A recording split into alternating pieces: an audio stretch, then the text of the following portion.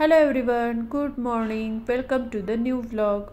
तर आज आहे दसरा आणि त्यामुळे आम्ही सगळे आज लवकर उठलो। माझी आंघोळ वगैरे सगळं झाली, मी रेडी झालेली होती आणि राजेशची आणि त्रिशाची आंघोळ बाकी होती, पण म्हटलं चला त्याआधी चहा घेऊया। मग मी मस्त चहा ठेवला आणि सकाळी सकाळी खूप फ्रेश वाटतं बाहेर गॅलरीत बसायला, सो म्हटलं आज गॅलरीत बसून चहा घेऊया, थोड्या गप्पा पण होता आणि फ्रेशही वाटतं। सो मस्त आम्ही चहा वगैरे घेतला, फ्रेश झालो आणि त्रिशा तोपर्यंत तिचं आवरत होती आणि मग तिला दूध वगैरे दिलं। त्यानंतर मी स्वयंपाकाला लागले आणि खूप दिवसानंतर आज मी पुरणपोळी बनवणार होते, कारण आमच्या घरात पुरणपोळी फार अशी खाल्ली जात नाही। म्हणजे मी पण एखादी खाल्ली तर खाते, त्रिशा मूडवर असतं आणि राजेश पण फार खात नाही, पण आजकाल त्यांना पुरणपोळी फार खावीशी वाटते आणि ऑलमोस्ट 1-1.5 महिना झाला तसं त्यांना सारखं पुरणपोळीची आठवण येते आणि ते पुरणपोळी खात असतात। तर म्हटलं चला आज सण आहे, त्यानिमित्ताने पुरणपोळी करूया, म्हणून मी आज बऱ्याच वर्षानंतर पुरणपोळी करायला घेतली।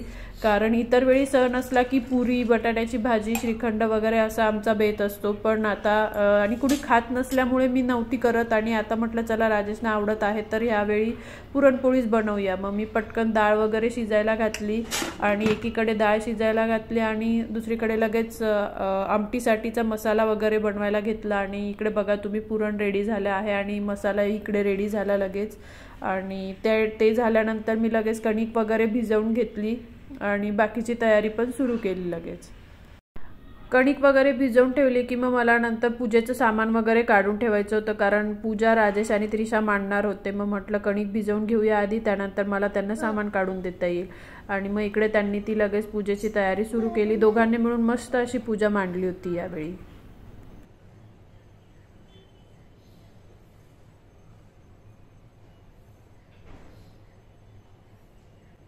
दरवेळी पूजा मी मांडते, पण यावेळी मला वाटत होतं की ह्यांनी दोघांनी मांडावी, कारण मला बाकी खूप कामं होती, स्वयंपाक करायचा होता आणि पुरणाचा स्वयंपाक असल्यामुळे वेळ भरपूर जातो आणि रांगोळी वगैरे काढणं, घरातले आवरसावर असं खूप काम असतं। तर ह्या दोघांना मी यावेळी पूजेचं सगळं करायला सांगितलं आणि दोघांनी खूप छान अशी पूजा मांडली।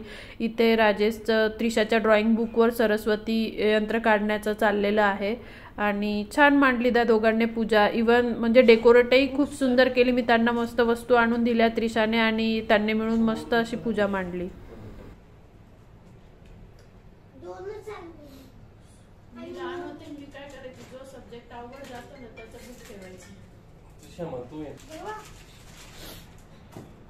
ती खरंच सगळे आणायला बस झाले त्रिशा।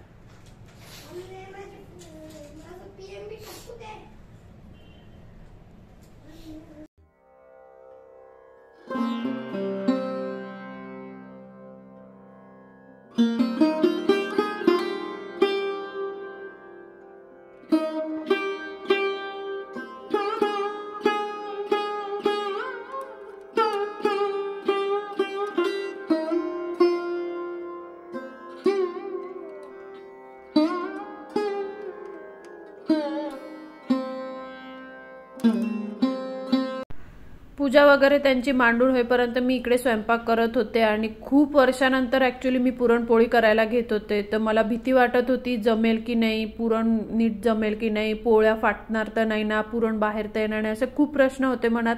पण छान जमल्या मला, म्हणजे मलाच वाटत नव्हतं मला जमेल, पण खूप सुंदर जमल्या आणि मोठ्या मोठ्या पोळ्या जमल्या।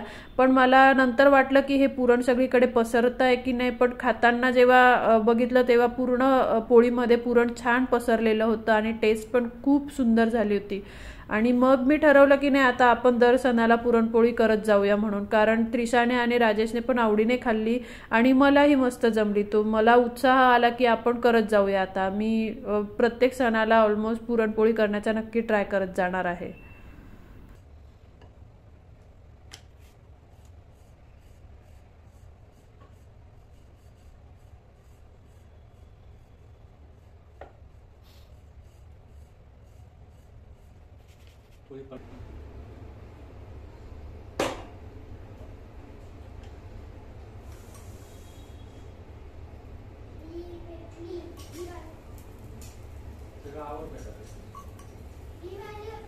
तांदळाचं स्वस्तिक बनवायचं तुम्ही इकडे बघू शकता माझी पोळी एकदम मस्त अशी फुगलेली आहे आणि ती फुगलेली पोळी बघून मला खूप आनंद झाला होता।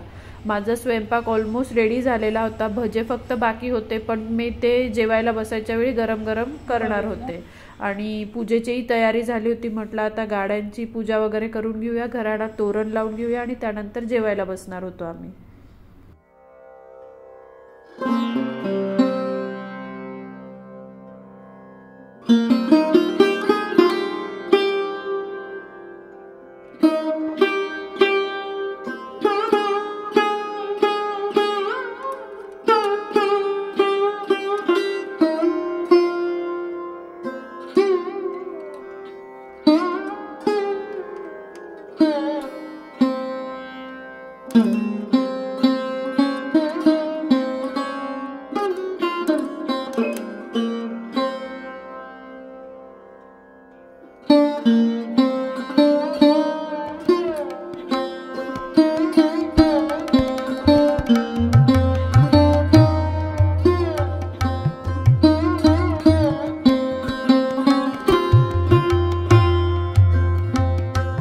पूजा वगैरे करून झाल्यानंतर मी मस्त इकडे गरमागरम भजे बनवायला घेतले आणि एकीकडे भात लावला। भजे आणि भात गरमच लागतो आम्हाला, कारण ते खायला छान वाटतं।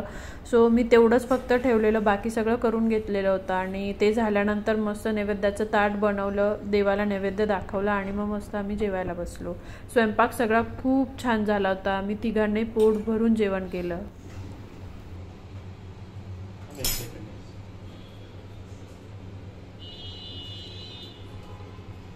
जेवण वगैरे करून झाल्यानंतर त्रिशाने आणि मी इकडे रांगोळी काढायला घेतली।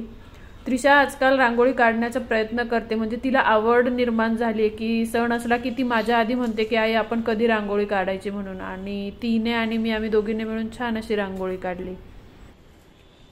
प्लेट वगैरे ठेवून मग सर्कल काढ ना त्रिशा।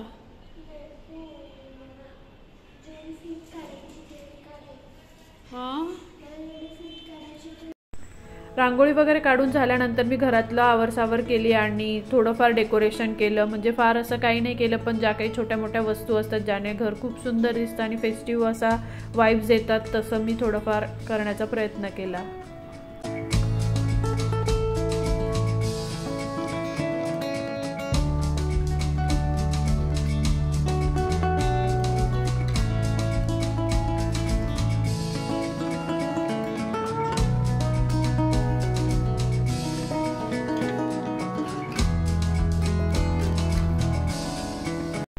सगळं आवरे करेपर्यंत संध्याकाळ झाली आणि मग त्रिशा आणि मी मस्त असं रेडी झालो। मी छान अशी नवीन साडी वेअर केलेली, त्रिशाने पण नवीन ड्रेस घातलेला आणि आमच्याकडे काही आमचे फ्रेंड्स येऊन गेले, त्यानंतर आम्ही आमच्या काही फ्रेंड्सकडे गेलेलो।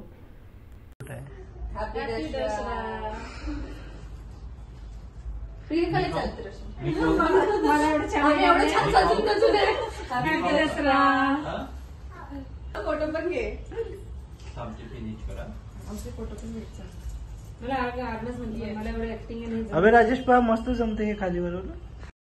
तर छान असं पूजा वगैरे करून फ्रेंड्सना भेटून आम्ही दसरा सेलिब्रेट केला। चला तर मग भेटूया पुढच्या अशाच एका छानशा ब्लॉगमध्ये। तोपर्यंत खुश रहा, काळजी घ्या, बाय।